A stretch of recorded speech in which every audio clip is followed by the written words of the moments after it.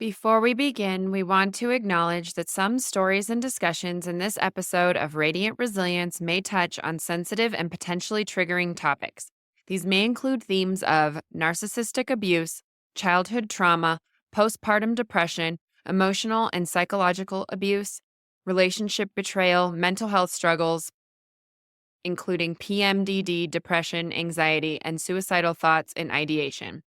Our goal is to share real life experiences in a respectful and empathetic manner, offering insights into the complexities of the human spirit and the journey towards resilience. However, we understand that some content might be difficult for listeners. We encourage you to prioritize your well being and discretion when deciding to listen. Please remember this podcast is not a substitute for professional advice or support. If you find yourself needing assistance, we urge you to seek help from qualified professionals or trusted support systems. Your mental and emotional health is important to us. Thank you for your courage and for joining us in a space of understanding and compassion.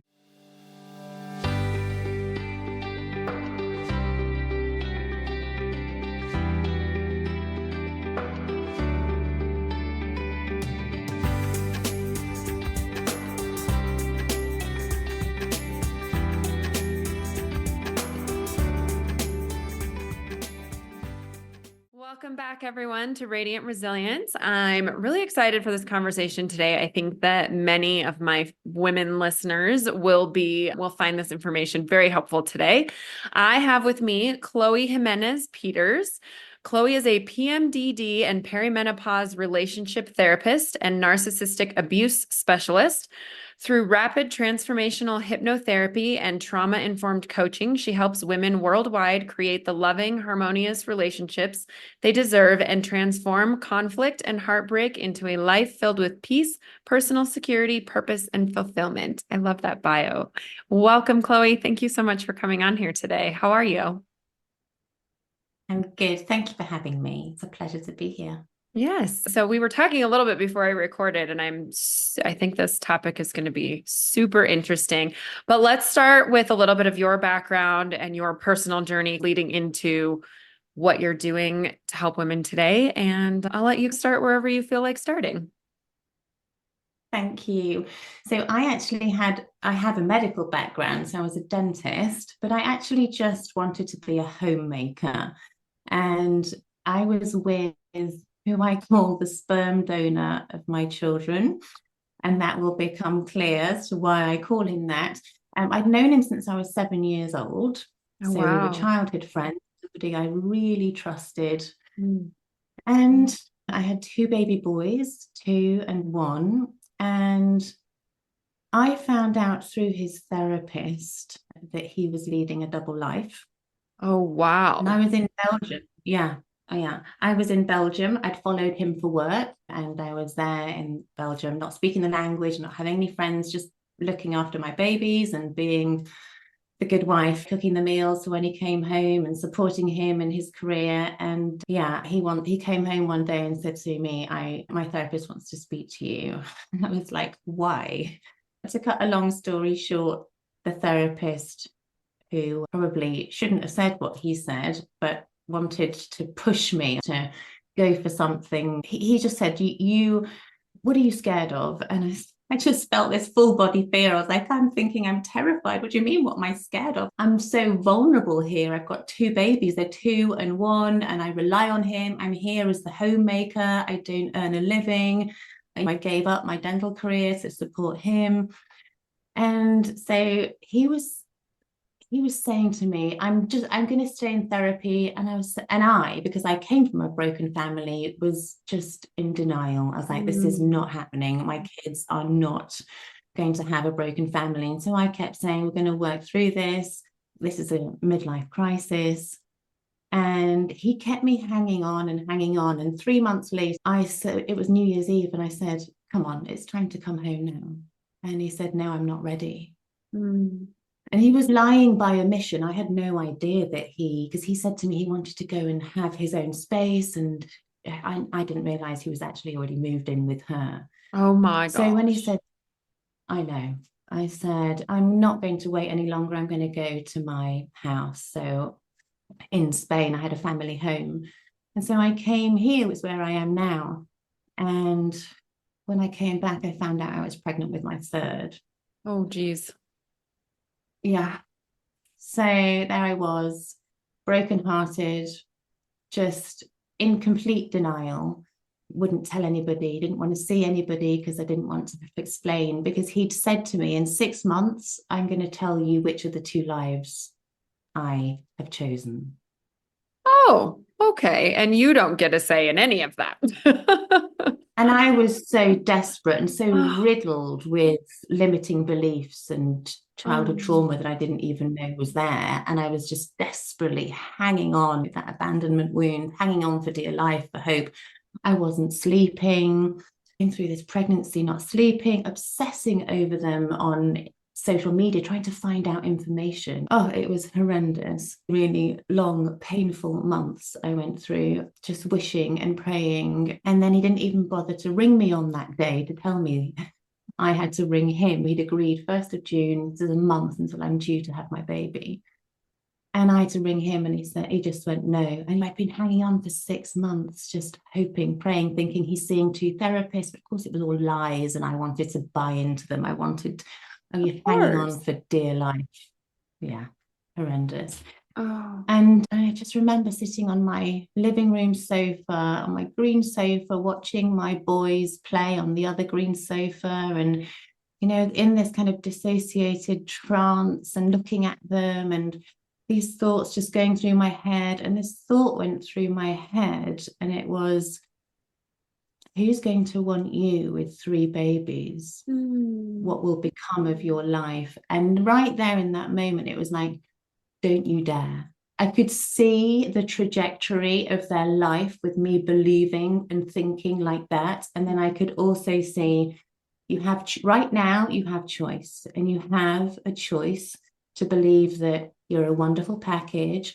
And it actually hit a nerve with me, because I'd overheard my mom, as a single mom in her 20s, saying, who's going to want me with 2 kids? And so my misperception of a child, I'd concluded as a kid that I was a burden to my mum's happiness. And I just thought, you're not doing this to these kids.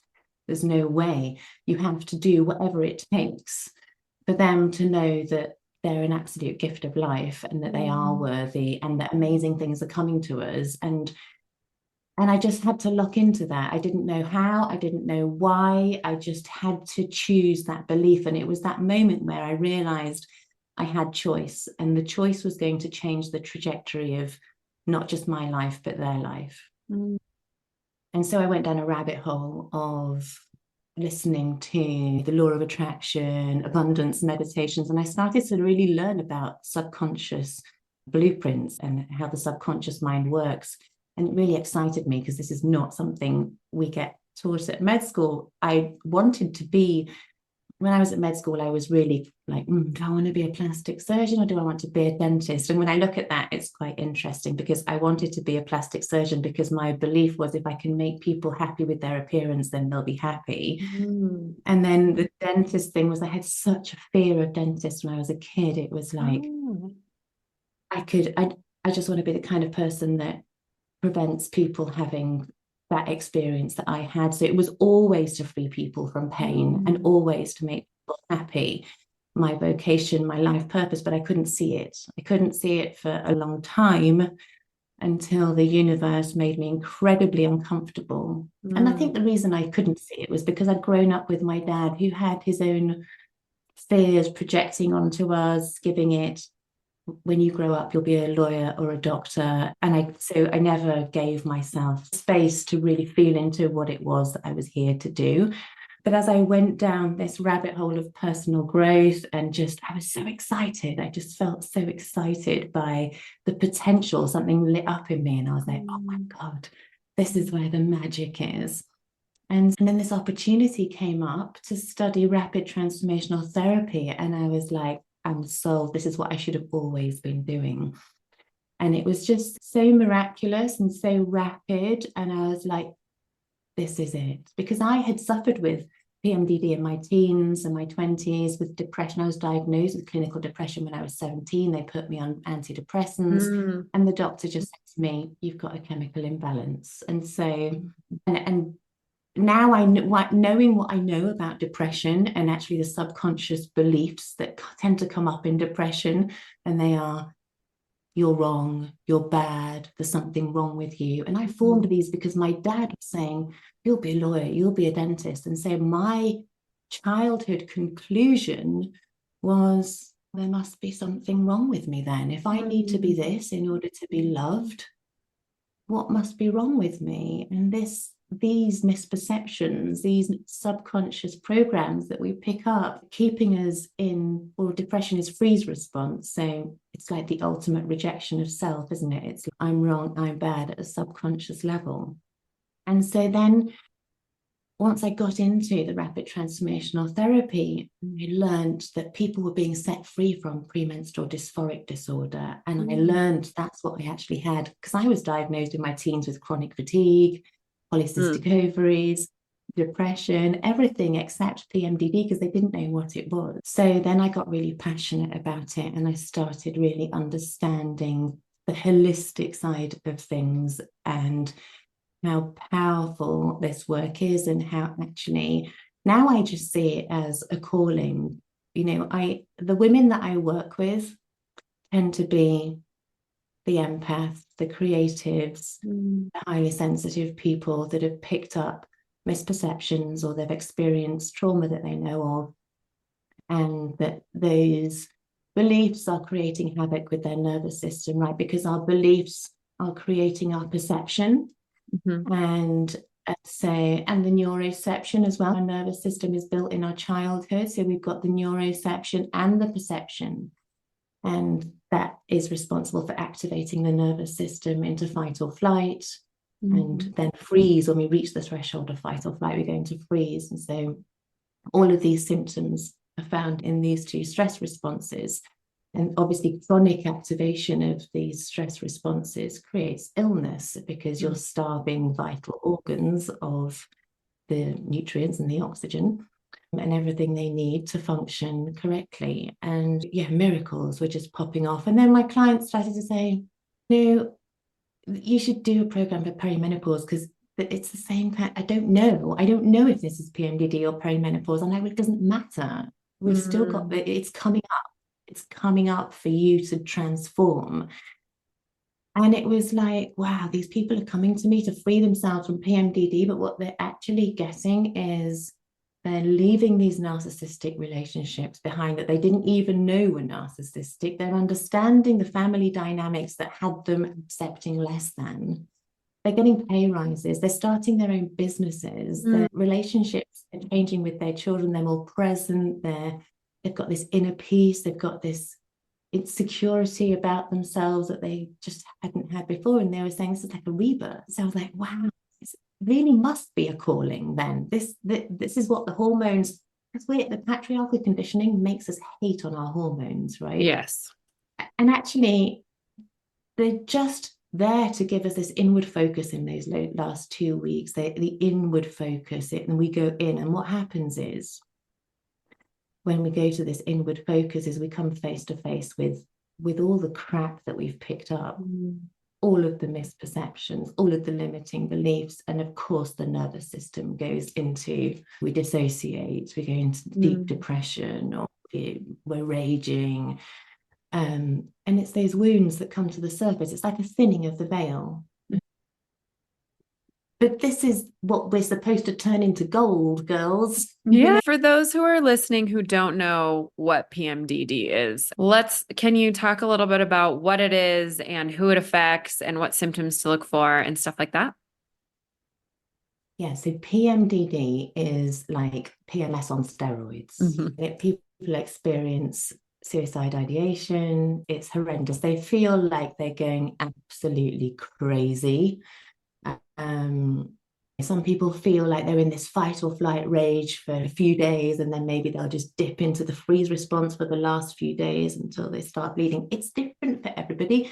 Everybody experiences differently, right? Because the blueprint that each person has is somewhat personal. And what's interesting is that it can come on at any time in your life, which I find fascinating. For me, it came on with my menstrual cycle as a teenager.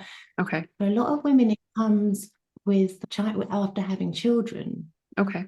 And then for some, maybe it comes more sort of perimenopause. And I just think, wow, that's your soul calling you to expand into your potential so that you can hold what you're asking to receive, like motherhood. In order to be the mother that I want to be, I've got to clear this stuff up. I've got to transform it.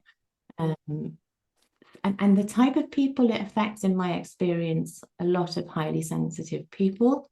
If you've heard of the highly sensitive person, so a lot of highly sensitive person, we just have this gene that makes us more sensitive, and it's a wonderful thing.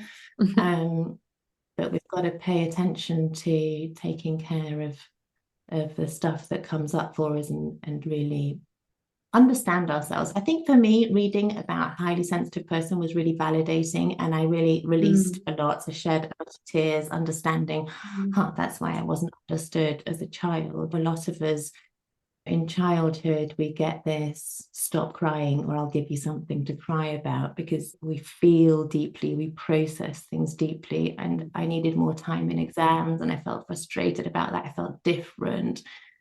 So I think it's really validating when you really understand about the highly sensitive person. A lot of people don't know they are a highly sensitive person until they come to work with me, and then they just feel so validated understanding that. They tend to be healers, the creatives, the PMDD clients that come to me, the healers, the creatives, the doctors and nurses, the carers of the world, the empaths. They've not been seeing themselves, honoring themselves. They have these beliefs: I don't matter, what I want doesn't matter. All of this stuff that really stops them from really stepping into their full potential and living the life that they desire deep down, if they really gave themselves that opportunity to come first, actually. Oh, yes. Perimenopause is something I'm sure most people have heard of, but how does that differ from regular menopause?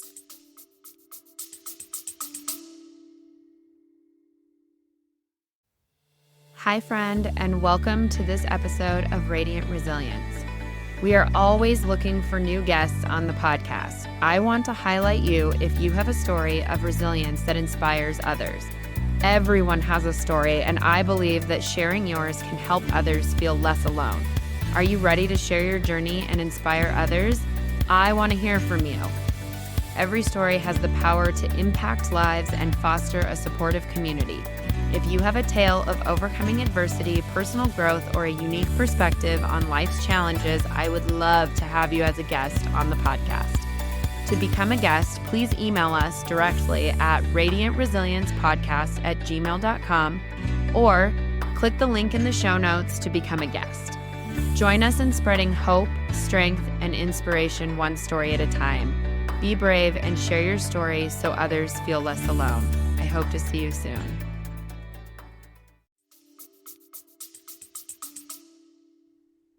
So for me, it's the same. So the perimenopause is the lead up to your last period, isn't it? And so it's all this, so the veil is thinning on your past trauma that you're being called to alchemize, to transmute, transform. So you will get all of these kind of symptoms that people would get with PMS or with PMDD. They're labels. I know in Chinese medicine, perimenopause is not even a thing, is it? Yeah, we like to put labels on things. We like to put labels, and it can be validating. And I remember when I was diagnosed with depression, it felt really validating. It was like, I knew there was something wrong with me. Like, finally.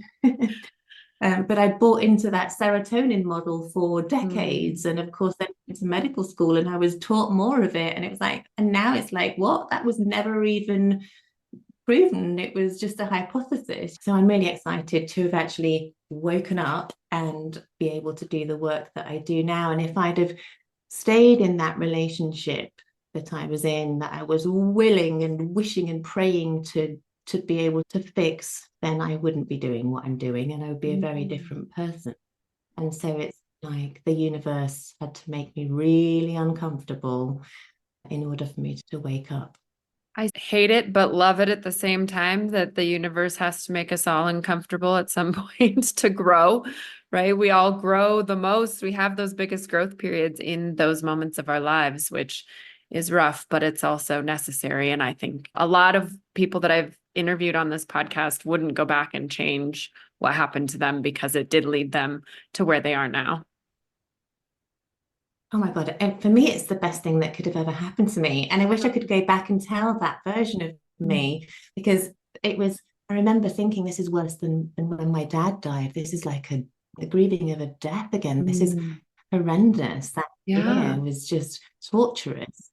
But now I am so grateful for it. I am Mhm. so grateful because I love my life. I love what I do. And I created a business doing purpose work, and it doesn't feel like work. And I have my three babies at home and I work around them and I'm Mm. present for them. And like it just becomes so like personal growth and inner peace are my top values. Like I Mm. just want more and just keep expanding into it. I love that. And it's so hard when you're in the moment, right? When you're in those deep, dark places, it's so hard to see that there will be another side, that there will be a happy ending here in a different way, not maybe than the way you thought it was going to be, but it's there and you'll get there, but it takes so much hard work and healing to get to that, I think, when you're in the middle of it, it's so hard to believe. Yeah. And now knowing what I know, when these things happen, I'm able to really hold it. I love when something happens and I go, oh my God, my nervous system in that past version of me would have reacted totally differently. That Mm. was, I'm so grateful for where I am, that I'm able to handle stuff with more resilience. And now I know that when this shit happens, this is temporary and it's coming to serve you. And you don't need to know how it's coming to serve you, but you just know, because this Mm. is what life does. Life is here to challenge us, and our job is to grow from it. And Yeah. it's beautiful when you understand it like that. Yeah. You were telling me a little bit about how PMDD and perimenopause, you were doing the work with that and it linked up to narcissistic abuse in people's pasts while you were working through this stuff. So why don't you talk a little bit about that? Yeah, it was interesting because actually, my clients would say, just when they had done the first session, they go, do you know what? I just realized my mum was a narcissist and I'd never Mm. realized that before. So can you, before And we get too much into it, explain what a narcissist is for those listening that may not know? okay, a narcissist is somebody who in childhood has locked into a persona, a way of being, and that it's so strong, this persona, this mask, that doesn't matter how much we're talking about NPD, narcissistic personality disorder. In this case, it's a personality disorder, and it doesn't matter how much therapy these people do, they just don't have the capacity to change, because for their own safety, because of their own trauma, they've locked in so strongly to this way of being that they can't introspect and take responsibility for their stuff. And so the relationship becomes, a relationship with a narcissist becomes very toxic, very abusive, and we tend to become magnets for these kinds of people because of the childhood, the attachment styles, the childhood beliefs that we picked up. And so when we start looking at the root cause of our symptoms and we start transmuting and transforming all of this old stuff, we start to see life through different lenses with a new Mm. perspective. And so people were waking up to the fact that their parents or their grandparents might have been narcissistic, and actually that their current relationships were, and they'd Mm. come out of the treatment with clarity, either okay, it was my toxic behavior because of my insecurities, or he's narcissistic and I'm worthy of more, and so I'm letting this go. And they would let the relationship go because they'd realized what they'd been normalizing as love, right? Because we're forming our perception of love in childhood. Um, so I was just coming across so much narcissistic trauma in the transformational hypnotherapy sessions. And I was like, and this opportunity came up to study this amazing program, certification in narcissistic trauma-informed coaching, which is so deep in its teachings, and I loved it because it's super scientific. She also has a medical background, so I jumped into that, and I've absolutely loved work because I think that that's our greatest issue in life, right? Yeah, I'm suffering. Yeah, I've got anxiety and I'm sad and I'm shut down, I'm dissociated, but my children are suffering. My partner and my relationship is suffering. And so the relationship side of the work really lit me up, and I love that. And also it's my story, isn't it? So you settled for less. You settled for somebody who is emotionally unavailable. You settled for somebody who lied by omission and actually was, yeah, you were going to settle for that for the rest of your life. And so I want to wake women up to their worth and their power and actually make them magnets for everything that they deserve and they desire. I love that. Yeah, that's how I got into that. So now, is that mostly what are you still working? You're still working with people with PMD, perimenopause, but then also working through the narcissistic abuse. So when people come to me and they start work with me, if they say if they've got PMDD or perimenopause symptoms, they go through my program, which is 8 weeks. It's a one-to-one program with me, and they have rapid transformational therapy. It's like a 2 hour, each session is like a 2 hour hypnotherapy session where we do all the inner child work, we do regression inner child work, we do parts therapy, and it is so powerful. And then they go away from that 2 hour session with a recording with the new beliefs that we've pulled out the old beliefs in the session, but I want them to rewire the new beliefs. So they listen to that for 21 days every day, just this 15-minute recording, just to get the neural pathways really strong, really cemented. So we do 2 rounds of that to get them out of the freeze response symptoms, to get them out of the fight or flight response symptoms. We do metacognitive therapy to get in control of their thoughts. We learn polyvagal tools to start reshaping the nervous system. And there's actually video lessons for these tools so they can come back to them time and time again. But we do the therapy on a one-to-one. So that's my 8-week program, Wounds into Wings. And that is like a radical awakening. It's really transformational. And then I have clients that after that, they want to continue the coaching. They want to really continue to have the support, and they can have the extra life coaching with me, which is trauma-informed coaching. But the transformational work is really done in the Wounds into Wings program, the one-to-one program, to get rid of those symptoms and transform the root of them into an amazing blueprint to set you on your way. Yeah, it takes time to do all that stuff, right? It's not something that can be done in like a one session kind of thing. You have to work through that for a while.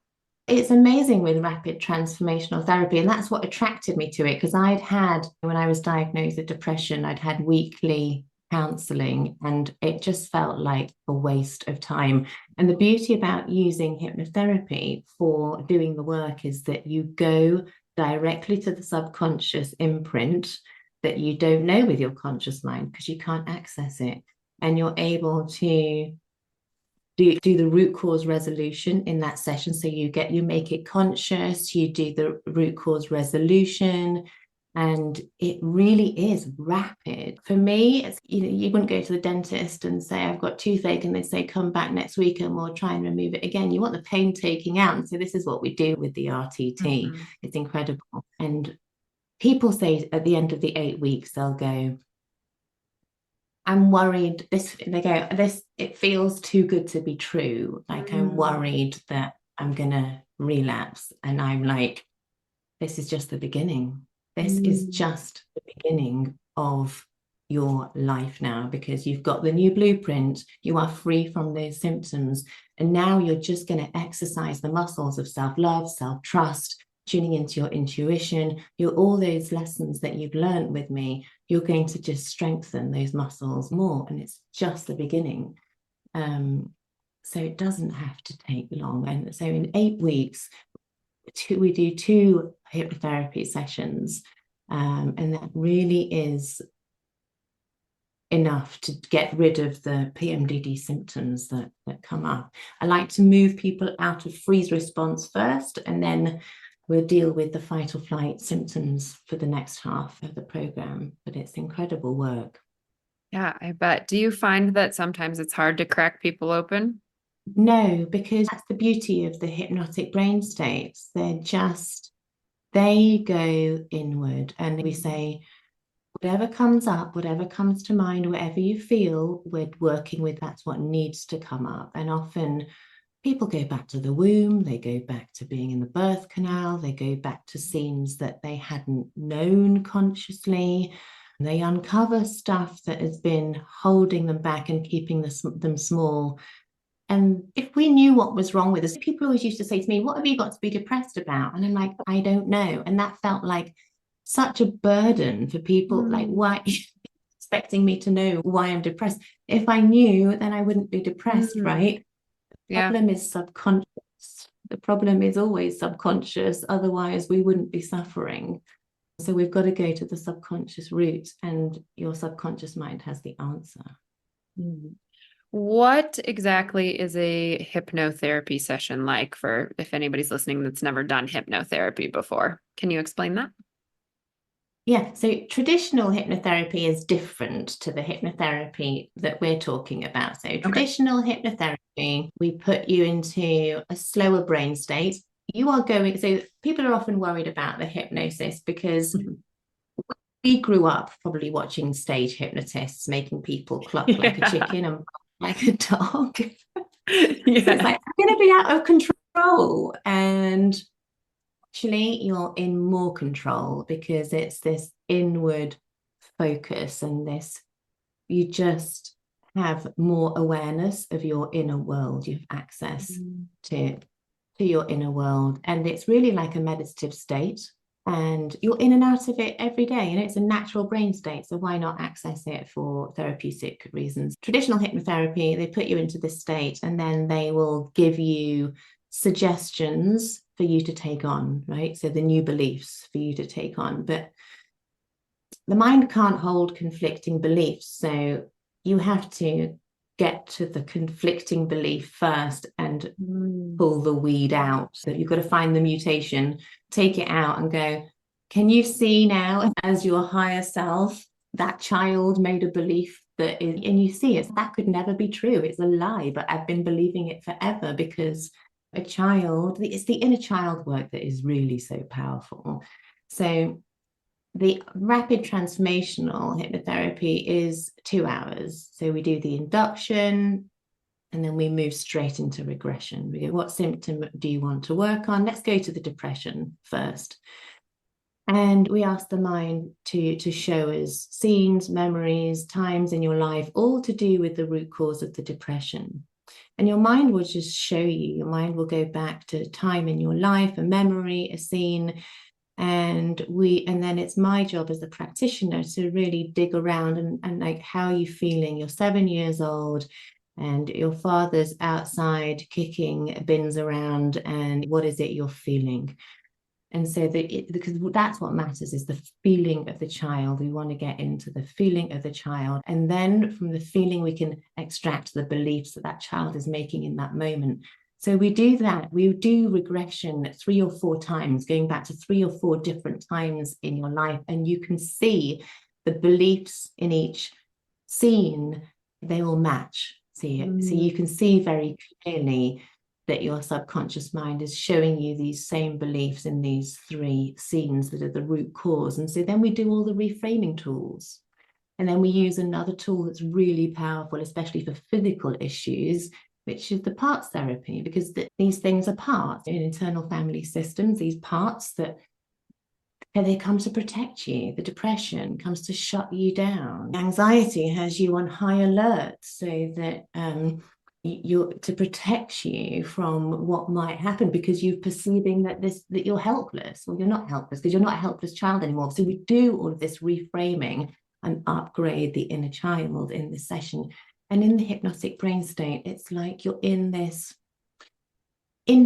portal of infinite resources. That's what it's like in hypnosis, where you get to try on new ways of seeing things, new ways of seeing yourself, new ways of seeing the world. And of course, you change your perception in this 2-hour session, and you just go out there, a different version of you, actually. And then you go away with recording with the new beliefs that have replaced the old uprooted beliefs.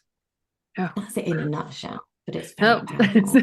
That's a big nutshell. But I love it. Thank you for sharing that, because I think, like you said, people are a little bit afraid of the hypnotherapy stuff. So to dive a little bit deeper into what that looks like is probably nice for people to hear. When you began your healing journey, did you do a lot of these things as well? Yeah, when I was training, I had to do a lot of it. Sure. So I was transforming as I was training, which is really cool. So did you start training for this right when you decided to begin your healing journey? No, I went down a rabbit hole of Bob Proctor. I loved the whole law of attraction and Bob Proctor, and I could feel like this energy inside me that was like just this, the frequency just went like higher than I'd ever experienced it. So that I really loved that. And it was through his book, You Were Born Rich. I listened to it 3 times in 1 month. Oh, wow. And I really set out, because my ex stopped sending child support. So then I was like, okay, so now I'm okay in that I feel enough for my children, and I've got all this work that I'm doing on myself, but now I need to be financially secure for my children and provide for them, because I had them at private school, and I was just like, no money really plays havoc with your nervous system. It doesn't matter how much work you've done on yourself, but like that scarcity. And we're just so riddled with patriarchal conditioning. So it wasn't, then that's why I kept just listening to the abundance meditations. I was like, I've got to make something happen. I don't want to be in a dental clinic 10 hours a day when I've got 3 babies at home under 3 years old. Something has to come. And I was just like believing and trusting and really doing this Bob Proctor stuff. And then an advert with Marissa Peer, who's the founder of RCT, came up, and just, I was like, that's it. That's what I was always supposed to do. It wasn't until I was in dire straits financially that I had to go and actually find what I'm here to do. And I'm really grateful for it, because I couldn't have dreamt of doing something like this that doesn't feel like work, that I'm so passionate about. That's amazing. How long have you been doing it now? 5 years. Okay. 5 years. Nice. Yeah. Talk about transmuting. I think that's a term that maybe some of the listeners don't understand necessarily. Everybody understands transformational, but what does transmuting mean? Yeah, so when I say transmuting, I'm really thinking about the parts therapy that we do in the hypnotic brain state, because people, when we're doing the work, people go into themselves and find the energy that is creating the issue, and they will describe it. This is one of the favorite things for most people. They'll describe the shape of it. They'll describe what it looks like, where it is, what it's doing for them. And then when we find out what it's doing for them, and they're able to go, oh, I don't need you to do that for me anymore. I don't need you to protect me that way. You're actually ruining my life. Oh, yeah. So then they literally transmute the shape of it. They either visualize it leaving their body.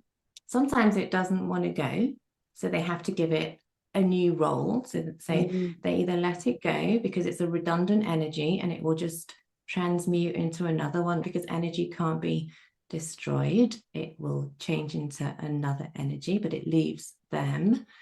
leaves their energetic body, or they will transform it. They will change its shape and its role and ask it to do a more supportive role as the adult, for the adult self, rather than this protective thing for the child that decided was a good idea for it, that's actually ruining your adult life. So then you put on here how transmitting the root of your symptoms makes you the most conscious parent. Do you want to talk about that? Yeah, because this was what was so important for me, right? I Mm. was like, God, my babies only have me. They are looking at me. Like, and obviously I know about the importance of the mirror neurons and stuff. So I really had to show up. I had to be patient. I had to be present. I had to meet their needs. And in that period of being abandoned and helpless and heartbroken, I wasn't present. Yes, I was physically with them, but I was in my Yeah. head, like just obsessing. And I wasn't present for my little babies. And I was like, yeah, snap out of it. And actually, that's one of the biggest pain points with my PMDD and perimenopause ladies, that they rage at their kids when they're in those horrible days, or they're not present because they're dissociated. And it really pains them. It really pains them. And so when you do your own inner child work, actually, most people come out and go, oh God, I'm really worried that I've messed my kids up now, because you get such a deep understanding of the importance of the conscious parenting because you've just reparented your own. And so people go, oh my God, I'm so worried that I fucked up my kids. And I'm like, we're all doing the best with the tools that we have, and this is their journey too. You haven't. And the fact that you're aware of it, and the fact that you will apologize, because actually most of us from our generation didn't get apologized to by our parents, and that's part of the problem.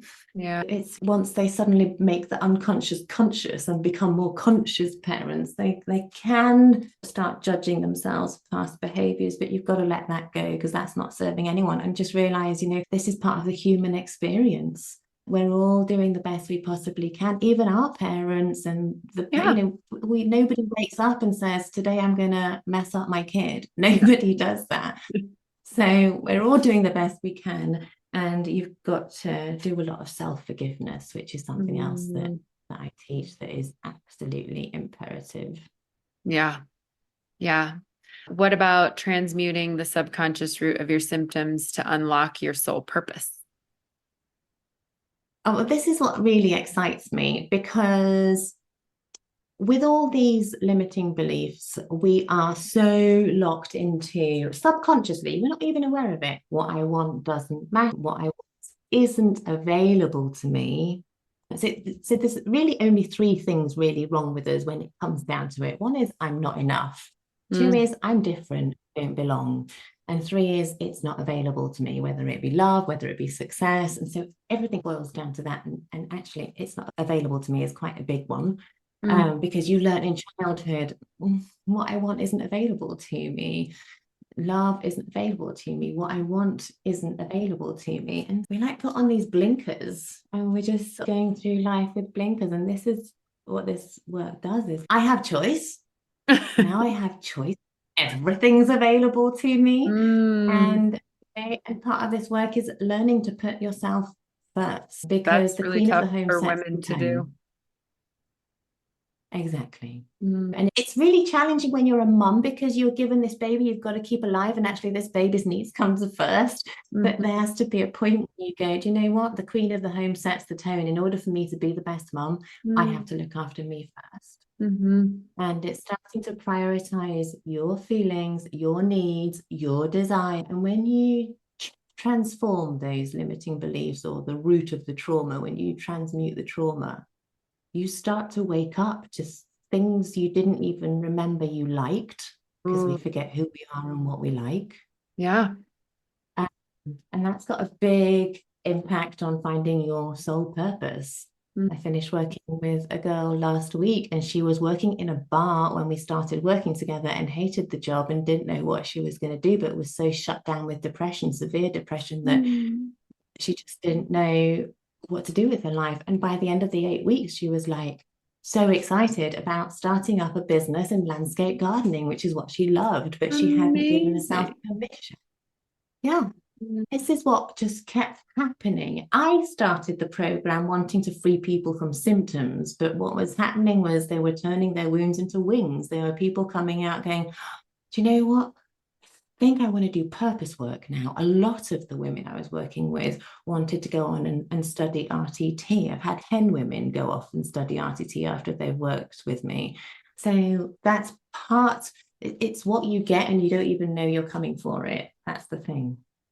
That's amazing. That has to feel so good to help people heal and have these epiphanies and realize their full potential, because I think a lot of us get stuck in our society and the day to day. And I've had a lot of friends that have lost themselves to motherhood as well. And it was really hard to come back from, or they didn't. And then I think you hit that empty nester stage, and then you're forced to face that later on in Yeah. life. So what do you have to say to women who are maybe stuck in that they've lost themselves to motherhood?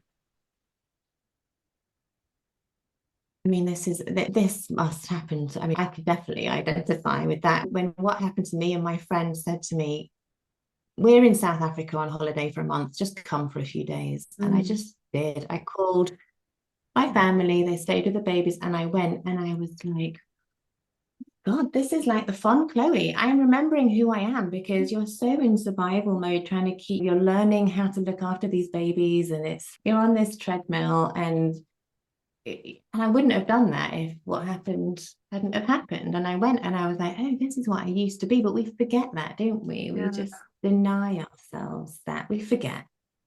So what would I say to women? That one thing is really start changing your self-talk and start Mm. speaking to yourself like you would speak to your newborn baby, Oh, yeah. actually.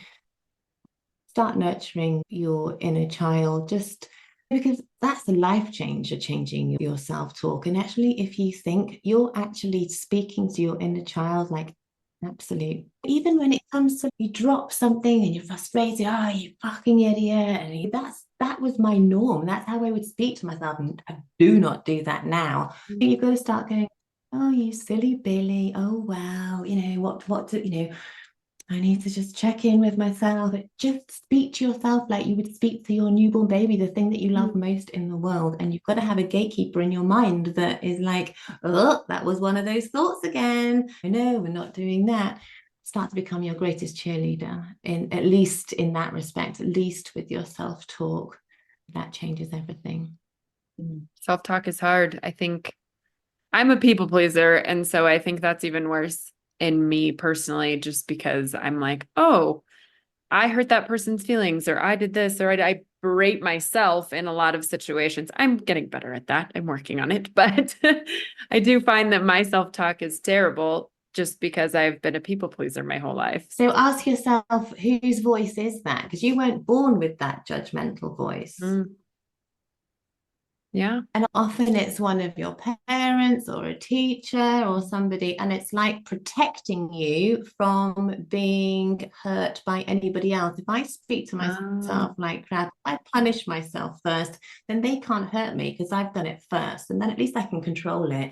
At least I'm in my power then. Yeah, for sure.